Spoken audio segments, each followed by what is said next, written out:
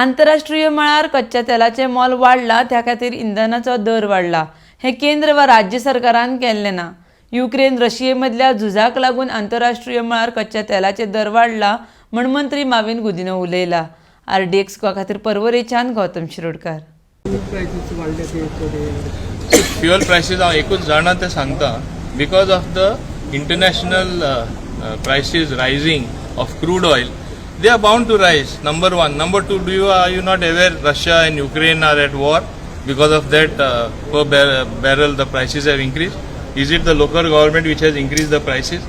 Whole world is wearing the brunt. मातशें आमी वेगळेपणान हें आमकां जाय तेन्ना आयसोलेट करून एक इश्यू काडटा वा मुद्दो काडपाची मातशें संवय कमी जावपाक जाय। इतलेंच म्हाजें तुमचे कडेन रिक्वेस्ट आहा। टॅक्स होय तुमकां 50% टॅक्स म्हाका एक सांग। No, it is not yet under GST ambit.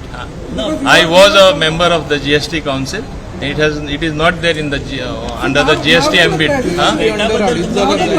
I don't think that is possible in the immediate future because it is the states who are maximum opposing it because they feel maximum of their revenue which they are getting through that source it will get dried up. My kida state support करतले।